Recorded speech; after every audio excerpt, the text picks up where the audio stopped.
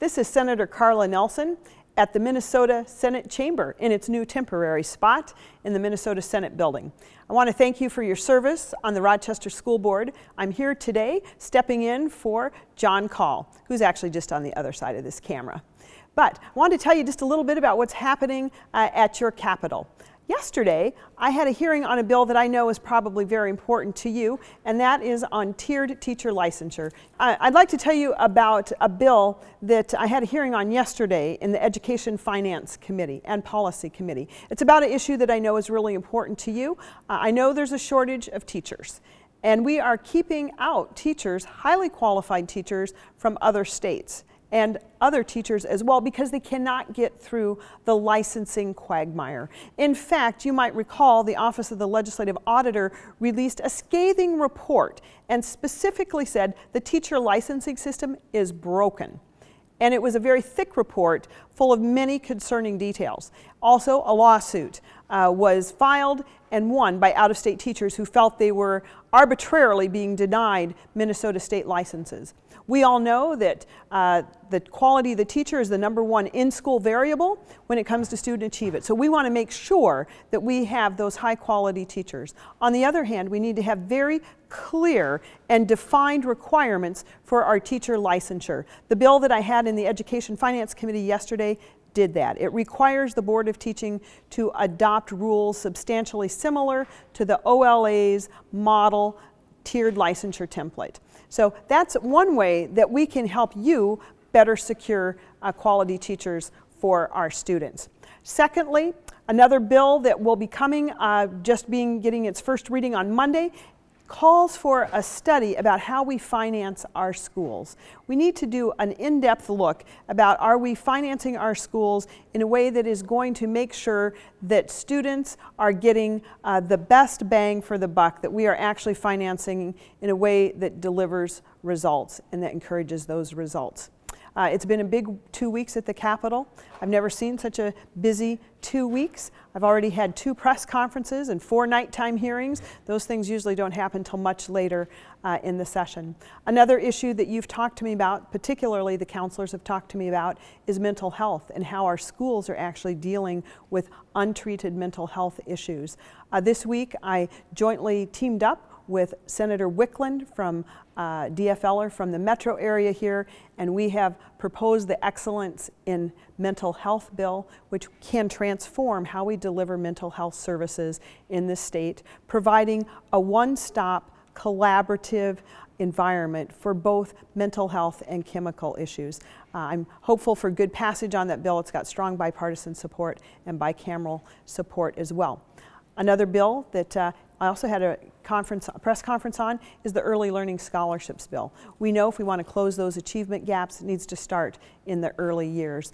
And this bill expands the high quality learning scholarships. Certainly a much more targeted approach than providing the universal pre-kindergarten for all students in Minnesota in the school districts. Although many parents choose to do that, and that works fine as well. We just need to provide that choice.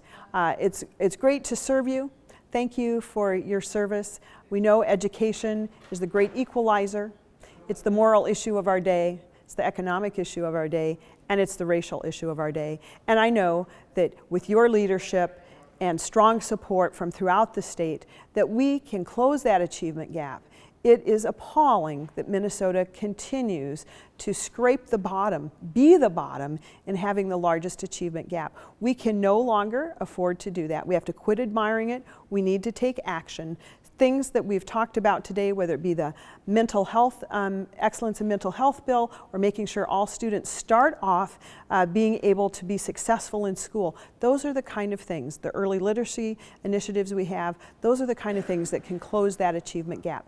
It's a pleasure to serve you. As always, contact me with your comments, questions, and suggestions. You can reach me at sen.carla.nelson@senate.mn. Thank you. Well, that was very nice of Senator Nelson to take time out of her busy day to visit with all of you. She obviously has quite a bit of knowledge to impart in the inside issues that we don't always know about as lobbyists. So it was great to hear from her. And she also brought her mother with her today, and she got to see what Senator Nelson got to do for a living, which I think was really kind of neat. Once again, they did the OLA report on teacher licensure. That has been in 4 committees now. And as Senator Nelson said, she had a bill for tiered licensure, and it looks like that's going to go places. It's one of the things that the OLA report called for, and would be a very good thing to finally open some doors for some teachers who would like to teach in Minnesota. In Chair Erickson's committee, there were 2 bills, House File 2890 by Representative Peterson and House File 2586 by Representative Bennett. And it was interesting because they actually were opposite of each other. Though one group of testifiers testified that the MCAs were the most important input they could get for learning about a student's knowledge and intelligence, and the other group said that the GPA was much more important than the MCA. So it led to a very lively discussion. I think they agreed to disagree, and both of them are going forward, and we'll see what happens from there. In the Senate, they did a lot for teacher clarification for the ECFE teachers to make sure that they could clarify their requirements, and that was interesting. They talked about dyslexia, and they also had a big hearing on physical education again. Senator Kent from Woodbury has pushed this issue for many years now, and the kids came in with their headbands on saying, "I love phys ed."